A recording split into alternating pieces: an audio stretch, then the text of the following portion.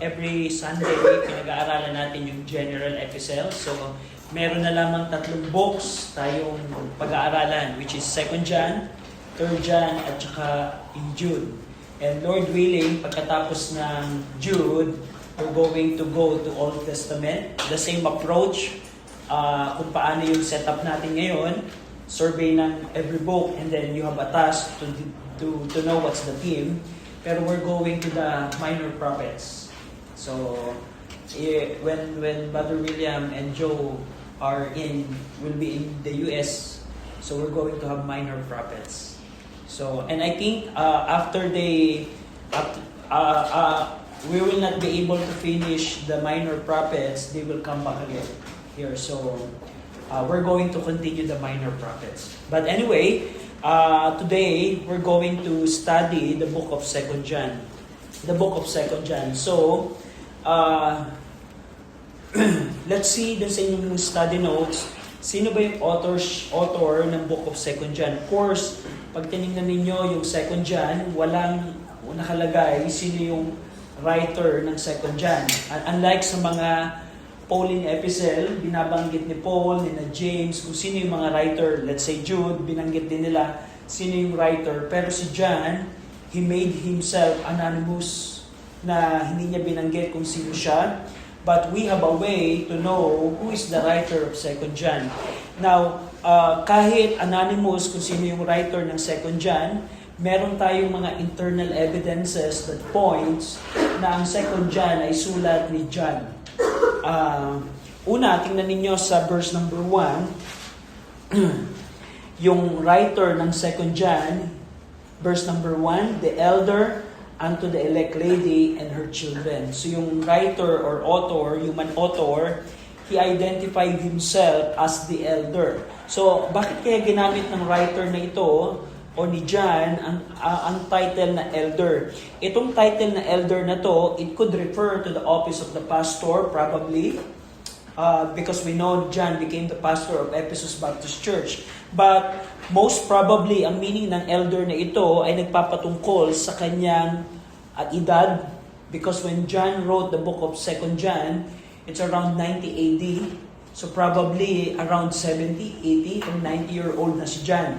Matanda na, literally, when John wrote the book of 2 John, he is an older man. He's an older man. Matandang tao na siya, probably nasa 80s or 90s na siya. At itong title na ito, nagpapakita ng kanyang age-related description, because you know, in the book of 1 John, he used yung title na little children, yung title na young men, yung title na fathers. So, sa society ng Greco-Roman world, iba-iba yung category ng age bracket nila. And si John, he identified himself na hindi siya father, hindi siya younger man, hindi siya father, hindi siya younger man, hindi din siya little child or part ng little children, kundi in-identify niya yung sarili niya as elder, bilang older man. So dito, itong designation na ito, hindi to unique kay John. Go for example, in 1 Peter 5:1, hindi lang si John ang gumamit ng title na to, even Peter himself used the title as elder. Go over in 1 Peter 5:1. 1 Peter 5:1, the elders which are among you I exhort, who am also an elder. Of course, we can say na ito yung mga pastorate role, but we can also say, ito yung mga elders na matatandang church member. So we have 2 meanings ng elder dito. It's either referring sa pagiging pastor ni John sa Ephesus Baptist Church, or most probably, yung elder na matanda who experience a lot of things in life. So, the writer identified himself as elder. Second thing that we can see here that points that the book of 2 John points to Johannian authorship. Ang pangalawa ay yung similarity ng style and vocabulary. So, if you're going to compare ang 2 John sa 1 John at saka sa Gospel of John, you will see there the similarity ng style and vocabulary. like what we discussed before, how can you know, for example, I don't know if you notice it, sometimes,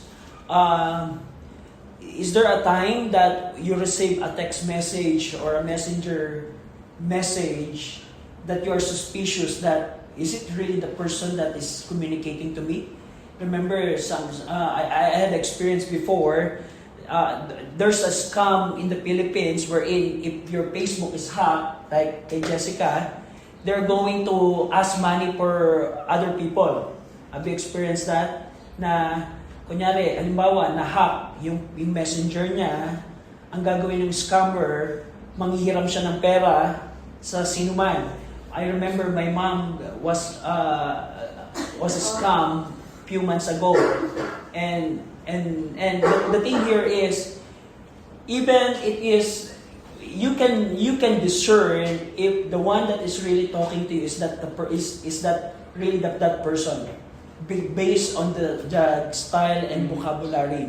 So ganun din ang way natin sa paghahanap sino yung writer ng 2 John. That's the same way, the same approach that we are going to do. How can we know that John really wrote the book of 2 John? If you're going to compare ang book of John, ang 1 John at ang 2 John, you will see yung mga similarity like yung love in the truth. Second thing, have known the truth, walking in the truth, new commandment, love one another, deceiver, antichrist, and abided. Yung mga phrases na yon, yung mga kataga na yon, mainly makikita nyo din siya sa mga Johannine writings, like Gospel of John at 1 John. So kung ganon, malaki ang probability na iisa lamang ang writer ng mga books na yon. Kasi same yung style, same yung vocabulary. Same yung mga common words and phrases that you can see on all the 3 Johannine writings. And lastly, na makikita nyo dito that points why we believe that John wrote the book of 2 John, because the moral and doctrinal problems discussed in the 2 John are the same as those mentioned in 1 John. If you're going to compare the problems that John discussed in the 2 John, it's the same problem he mentioned in the book of 1 John. So, what's the main problem in the book of 1 John? If we have one error or problem that we study about 1 John, what is that problem? Gnosticism. Gnostic. At ganun din ang makikita ninyo sa 2 John. Kung sa 1 John, diniscuss ni John yung mga Gnostic church member. Remember? They went from us, but they were not from us. What's the exact word? Let's see. Go over it. Go over in 1 John chapter 2, verse number 19. They went out from us, but they were not of us. So, nanggaling sila sa atin, lumabas sila sa atin, pero hindi sila kabilang sa atin. So, nagpapakita ito ng mga Gnostic church members na nagswallow ng Gnosticism. However, if 1 John is all about Gnostic church member, ang 2 John is about Gnostic false teacher or Gnostic missionary. We can say that. Or Gnostic minister. Mga Gnostic teacher naman. Kung sa 1 John, Gnostic members, sa 2 John, Gnostic teachers or false teachers ang makikita ninyo. So, kung that's another reason why we believe na ang 1 John at 2 John ay sinulat ng same writer. They were written by the same writer. Hindi lamang dyan, makikita nyo din dito yung heresy of denying Christ, theanthropic person. Ibig sabihin, Diyos na nagkatawang tao, Diyos, 100% God and 100% man. In the book of 1 John, go over in 1 John 4, 1-3. Who would like to read these verses? 1 John 4, 1-3. Makikibasa po ako. 1 John 4, 1-3. Brother William, please. 1 John 4, 1-3. Beloved, believe not every spirit, but try the spirits whether they are of God, because many false prophets are gone out into the world. Hereby know ye the spirit of God. every spirit that confesseth that Jesus Christ is come in the flesh is of God.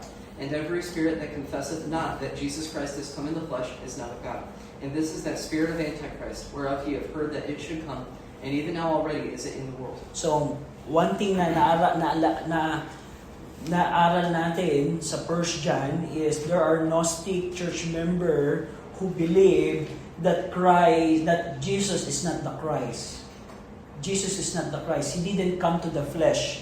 So, kung having that on mind, if you go to the book of 2 John, tingnan niyo yung 2 John, verse 7 to 11. 7 to 11. Who would like to read, Sister Cham? Makikibasa ako. 2 John 7 to 11. For many deceivers are entered into the world, who confess not that Jesus Christ is come in the flesh. This is a deceiver and an antichrist. Look to yourselves, that we lose not those things which we have wrought, but that we receive a full reward. Verse 9, whosoever transgresseth and abideth not in the doctrine of Christ hath not God. He that abideth in the doctrine of Christ, he hath both the Father and the Son. Verse 10, if there come any unto you and bring not this doctrine, receive him not into your house, neither bid him Godspeed. Verse 11, for he that bideth him Godspeed is partaker of his evil deeds. So thank you, Sister Chan. Napansin niyo yun? There are people, deceiver, that they are saying Christ is not come to the flesh. Napansin niyo? So, kung if you're going to compare the topic, the false teaching that John is dealing in 2 John, and the same topic that the writer of 1 John is dealing with in the book of 1 John, it points na probably and most probably they have the same writers. Na pareho lamang yung sumulat nito at pareho lamang ang recipient nito. It could be that it points that the recipient of 1 John is the same recipient ng 2 John. Why? Because we see the similarity ng topic, similarity ng writer, similarity ng background, Gnosticism, and so on and so forth. So, it points na si John ang nagsulat nito. Any question?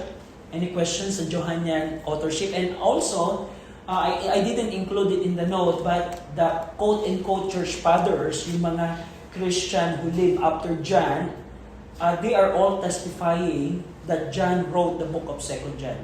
Yung mga extra-biblical, historical records, may mga records tayo ngayon na nagpo-point na nagte-testify, they are all testifying that John wrote the 2 John.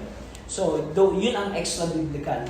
But in terms of internal evidences, we have this. Same vocabulary, same style, same topic, same identification as elder, and so on and so forth. So, yan yung authorship. Any question before we move? So, moving forward, let's see yung time and place. Kailan at saan sinulat ni John ang book of 1 John.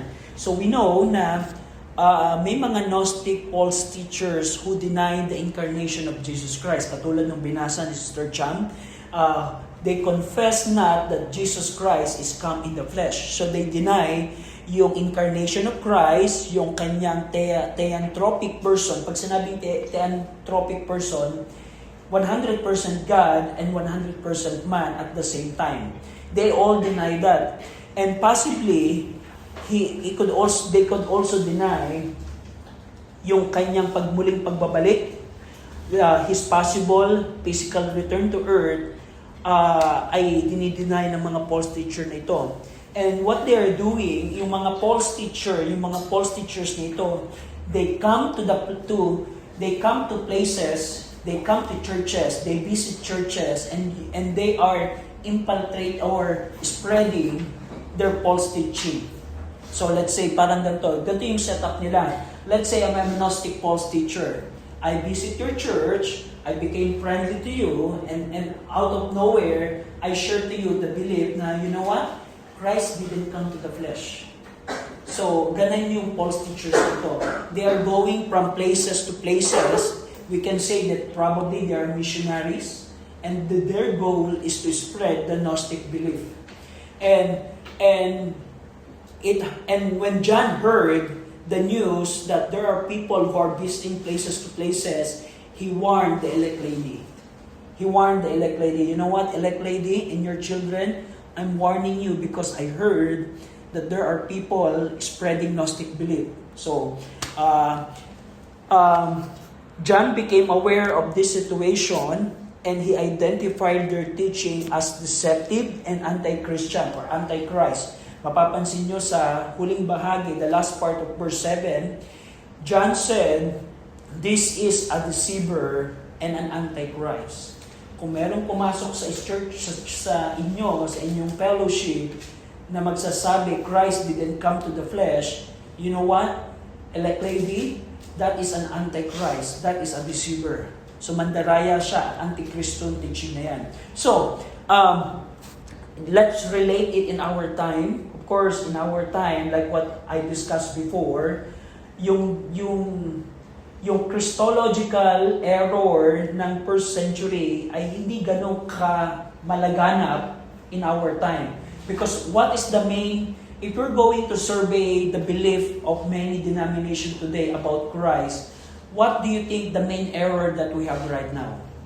What they are denying? Kung titingnan ninyo ang maraming false teaching in our time, ano ang mas dinideny nila about kay Christ in our time? Are people right now denying that Christ didn't come to the flesh? Like the first century? What Christological error that is common? Na si Jesus Christ po is tao lang. That's right. Jehovah Witnesses, Iglesia ni Cristo, they are all testifying na si Jesus Christ, hindi siya Diyos at nagkatawang tao. Now, ang point natin dito, when John heard the false teaching about Christ, he said, those are deceiver and antichrist. So any attack about the deity and person of Christ, we can consider those attack as antichrist. So antikristo at mandaraya. Ganun in-identify ni John ang mga false teachers na ito that are attacking the person and deity of Jesus Christ. So in our time, wala tayong, hindi katulad ng Gnostic belief nila dito na they deny yung humanity ni Christ. In our time, they deny yung deity ni Christ. But because they are both attack on the Christological truth, we can identify those errors as antichrist and deceiver. So, ganun in-identify ni John. And doubtless, it was the same error condemned in the first epistle. We know, napag-aralan na natin yung first epistle, na ito ay isang forma ng Gnosticism. Do you remember the branch of Gnosticism that is teaching that Christ didn't come to the flesh? Do you remember the term that we discussed? Jesus Christ didn't come to the flesh. Docetism or Docetism. So that's right. So, merong similarity. And dito, after John became aware of the situation of this false teacher visiting churches to churches, houses to houses, places to places, he wrote the book of 1 John to warn the elect lady, I want you to be alert. Because I heard that there are false teachers spreading this false teaching, and John wrote the 2 John to warn the elect lady. Elect lady, I just want you to know, I want you to be alert. Because may mga false teaching dito. So sumulat siya sa elect lady to remain alert lest she unwittingly give them an opportunity to spread them error in her house. Mapapansin nyo, go over in verse number 10.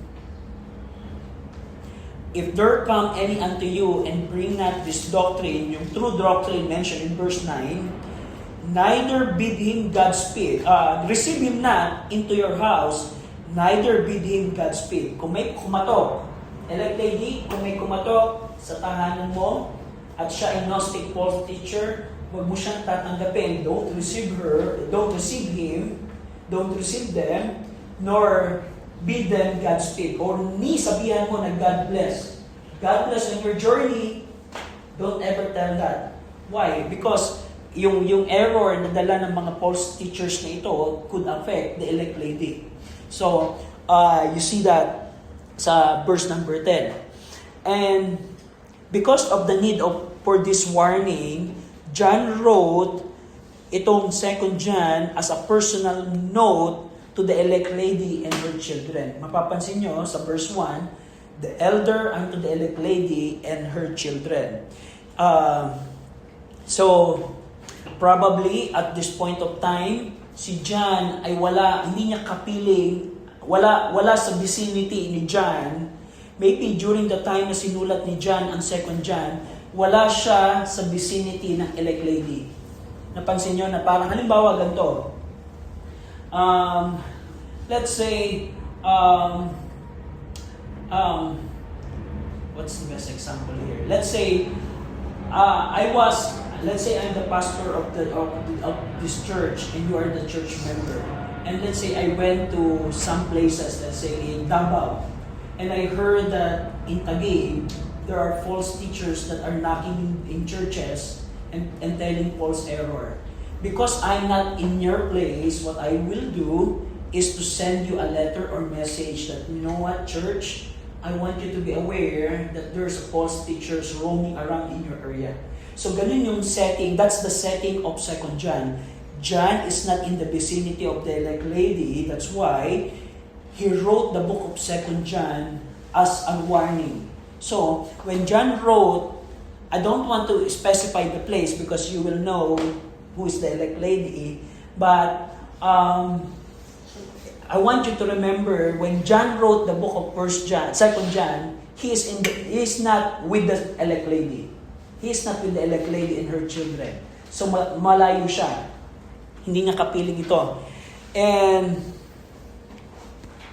probably, sabi ng iba, probably nasa ibang province, nasa ibang bahagi siya ng province of Asia, but we don't know that. We don't know. But one thing is sure, he is not with the elect lady. And in terms ng time, probably nasulat ni John ang 2 John after niyang maisulat ang 1 John, immediately after the 1 John.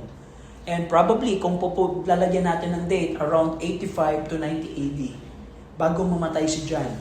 But in terms ng timing, mas nauna nasulat ang 1 John, then immediately 2 John. So, that's the time and place. Any question? Any question? Hey, Brother William? Yes?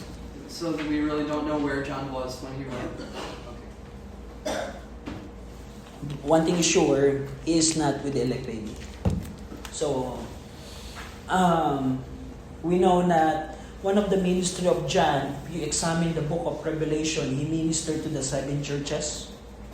He had opportunity to minister to the 7 churches. Probably, he's visiting churches to minister to other churches. Probably. Because go over in verse number 13. The children of thy elect sister greet thee. I'm with your sister right now, and the elect sister is greeting you. Elect lady, I'm with the elect sister, and she is greeting you, by the way. Parang sinasabi yung verse 13, sinasabi ni John, yung mga anak ng kapatid mo, elect lady, binabati ka. So, I hope that would give you a clue who's the elect lady. Because John is not with the elect lady, but he is with the children of the elect sister. May elect lady at may elect sister. Okay? Elect lady and elect sister. John is with the elect sister, but she is not with the elect lady. So, I don't know, but probably that would give you a hint who is the elect lady. Now, any question? Any other question? Let's see the occasion. Actually, we already mentioned the occasion, but let's see the study notes. The occasion for the letter arose from the presence of false teacher in the vicinity of elect lady. We mentioned that. This false teacher denied the incarnation of Jesus Christ, and they were seeking opportunity to spread the error among churches. So, yan yung trabaho ng mga false teachers na ito. And John recognized the danger posed by these false teachers. And because of elect lady's faithfulness and hospitality, John knows that the elect lady is hospitable. And she is faithful, meaning she will accept anyone. John knows that the elect lady is hospitable, and John knows that the elect lady will accept this false teacher. And because of that, she might unknowingly provide them access and support. Mapapansin nyo sa verse 10, if there come any unto you and bring not this doctrine about the true doctrine of Christ, receive it not in your house, neither bid him Godspeed. For he that biddeth him Godspeed is partaker of his evil deeds. So, for this reason, John wrote the book of 2 John to warn the lady and her children to remain vigilant and to guard the truth. This letter also reflects yung continuing pastoral concern. Pinapakita dito na may concern si John sa elect lady. He expresses desire to visit him personally. Mapapansin nyo sa verse number 12, having many things to write unto you, I would not write with paper and ink, but I trust to come unto you and speak face to face, that our joy may be full. I'm planning to visit you, sabi ni John. Wala na akong ink and paper because we know during the first century, yung papel at yung ink mahal. Napaka-expensive ng papel at ng ink that time. Kaya you will know na during those time, when you write a paper, you should not make error. Meaning, dapat walang maling spelling kasi unlike today, if you type in the computer, you just press backspace, tama ba? Yung delete, at nadidelete na. Yung during that time, pag naisulat mo na sa papyrus, yung letter at nagkamali ka ng word, it would cost you a lot. So John said, I don't have any paper anymore, but I'm planning to visit you so that we can talk personally. So, and also, nagbigay ng greetings yung elect sister. We discussed that. Any question about occasion? Pag sinabing occasion, tulad ng napag-aralan natin, what motivated the writer to write? So what motivate? What event? When John is not with the elect lady, he heard the Gnostic false teacher roaming around the elect lady's vicinity. Napakinggan ni John na may mga false teacher na umaaligid sa elect lady. At alam ni John na napaka-hospitable ang elect lady, and alam ni John na probably tatanggapin ng elect lady yung false teachers. That's why he wrote the book of 2 John. So, that's the overall occasion ng book of 2 John. Any question? Meron bang tanong? So, tingnan natin yung purpose. Kung yung occasion, ano yung event or situation that motivated the writer to write, ang purpose naman, ito yung mga layunin. Ano yung goal, bakit sinulat? At meron tayong ma-identify na tatlong goal or purposes ng 2 John. Una, John wanted to commend the lady and her children for their love and loyalty to the truth. Mapapansin nyo sa verse number 1 hanggang verse number 4, yung commendation, yung pagpupuri, yung pagbibigay ng encouragement or pagbibigay ng approval ni John sa faithfulness at love ng elect lady. Verse number 4, I rejoice greatly that I found of thy children walking in truth as we have received a commandment from the Father. So, nabalitaan ko na ang iyong mga anak, elect lady, sila ay lumalakad sa katotohanan, sa truth, at ako'y nagagalak doon. I am rejoicing because I heard that your children are walking in the truth. So, he commend the elect lady and her children. That's the first purpose. The second purpose, he desired to beseech the elect lady to continue walking in love and in obedience to the commandments. Verse 5 and 6, And now I beseech thee, lady, not as though I wrote a new commandment unto thee, but that which we have from the beginning. So that's the same praise na makikita nyo sa 1 John, which we have from the beginning. So yan ay galing kay John's vocabulary ni John. That we love one another. And this is love, that we walk after His commandment. This is the commandment that, as ye have heard from the beginning, ye should walk in it. So, dito, nagbigay ng exhortation si John to continually walking in love. Elect lady, I want you to continue to walk in love. Kung titingnan nyo sa 1 John, chapter 2, verse 7, yung content ng 5 and 6 ng 2 John 5 and 6, similar siya sa 1 John 2, verse 7 and onward. Tingnan nyo yung 1 John 2, verse 7. Brethren, I write no new commandment unto you, but an old commandment which ye have heard, which ye had from the beginning. The old commandment is the word which ye have heard from the beginning. Again, a new commandment I write unto you, which thing is true in him and in you, because the darkness is past, and the true light now shineth. So anong klaseng commandment na ito? If you go to, let's see here.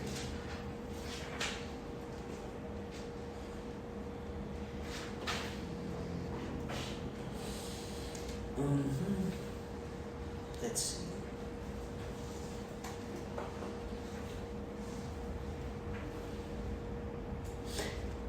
So, gusto kong pansinin ninyo yung paggamit ni John sa 1 John na we don't have the new commandment, but what the commandment that we are talking about here is the commandment from the Father. So, if you're going to compare yung mga phrases na yon, yung mga wordings sa 2 John verse 5, I wrote a new commandment unto thee, but that which was we had from the beginning. The commandment that we have from the beginning. So yung mga kataga na yon, it points na iisa lamang yung writer na ito. Na meron lamang iisang writer, and probably meron lamang iisang original readers because of the wordings na makikita ninyo. And last purpose na binanggit dito ni John, finally, he sought to warn her about false teachers. Nagbigay siya ng warning regarding sa mga false teachers. And also, he informed her of his plan to visit her. And lastly, he conveyed greetings from the children of her sister. So, yun yung mga purposes nito ni John sa pagsulat niya ng 2 John. Any question? Any question? So kung wala, let's finish yung distinctive features. Ano yung mga katangian na meron sa 2 John? Ang 2 John, the unique contribution of this epistle to the canon, to the whole 66 book of the Bible, lie in its description of the attitude and action a Christian should manifest toward false teacher. Ipinapakita ng 2 John kung paano dapat ang attitude natin bilang Kristiyano kung merong kumatok na false teacher sa loob ng simbahan natin or sa loob ng ating tahanan. Dito, tinuturuan tayo ng Book of 2 John, ano yung tamang approach. Halimbawa, kung merong bumisita sa church natin na kumatok, church, pwede ba akong mag-preach ng new doctrine na na-found out ko? Na doctrine na hiwala sa scripture? Are we going to accept that person? No, we need to reject them. So, ganun yung tinuturo sa atin ng 2 John. The 2 John is telling us what's our attitude toward the false teachers. Are we going to entertain them? Are we going to listen to them? Or are we going to say Godspeed to them? No, we should not do that. Instead, we need to reject them because they could affect us. So, that's one thing na feature ng 2 John. Also, yung touchstone of heresy is an open denial of the truth that God became flesh in the person of Christ. Yun yung pinaka-heresy na binabanggit ng mga false teachers nito. At yung denial ng incarnation or virgin birth automatically leads to a denial of 4 things. Once a person deny the incarnation of Christ, kapag ka ang isang tao dininay niya na si Kristo ay hindi nagkatawang tao, automatically, 4 ang kanyang dinadeny. Ano yung 4 things that includes to the denial of incarnation? Una, yung Christ sinless life. Since hindi siya nagkatawang tao, wala siyang naging sinless life. Hindi siya nabuhay. Kasi if he didn't come to the flesh, hindi siya nagkaroon ng sinless life. Hindi siya nagkaroon ng sinless life. Pangalawa, yung substitutionary atonement. We know sa Old Testament, kailangan without the shedding of blood, there's no remission of sin. Kung hindi nagkatawang tao si Kristo, how can He die on the cross? Kung walang ganon, walang pagdanak ng dugo, walang katawan na nabayubay sa krus. There's no body of Christ that was crucified on the cross if He didn't come to the flesh. Pangatlo, the denial of His bodily resurrection. If Christ didn't come to the flesh, His bodily resurrection is not true. Ganun ang sasabihin ng mga Gnostic. At pang-apat, yung kanyang second coming to the earth. So nakita ninyo, itong mga church members that would swallow the Docetism or Docetism, it includes 4 other things that they are going to deny. So parang ganun, in our time, once you deny the basic truth of the Scripture, kasama ng pagdi-deny mo sa truth ng Scripture ay ang denial ng maraming bagay. For example, there are many Baptist churches today that deny the pre-tribulation. They deny the truth that before ang tribulation ay wala na ang mga Kristiyano. May mga churches today that believe that the believers would enter to the tribulation or mid-trib. Have you heard that? Na may mga churches na nagsasabi, ang mga believers, tayo ngayon ay nasa tribulation. And we are looking for Antichrist. Sino ba yung Antichrist? Kasi they are telling na we will come inside the tribulation. If you swallow that belief, may mga associated error na kabilang sa pag-swallow na yan, ng error na yan. So, parang ganon. For example, if you got a COVID-19 virus in your system, automatically you will have a fever, you will have a pulmonary disease, you will have diarrhea. What you swallowed is the COVID-19 virus, but associated with it are the false, the other problems that could lead, that could affect your body. Parang ganun. Once na swallow mo yung main error, may mga associated error kang i-deny. At that's what John is telling us in the 2nd John. The denial does not arise from the ignorance of the truth, but from a knowledge of it that is deliberately rejected. So itong error na ito, yung denial about Christ's incarnation, hindi ito nagmula sa pag-ignore, sa ignorance of truth. Ibig sabihin, hindi ba nila alam na si Christ ay nagkatawang tao? No, hindi galing yun. But from a knowledge of it, alam nila yon, but they deliberately reject it. That's parang ganito. Let's say dito sa kalsada, sa ating kalsada, in the street in front of us, if a person cross the street, the highway or the road, and he didn't notice that, I forgot that there's a sign of no jaywalking. That's an ignorance of the truth.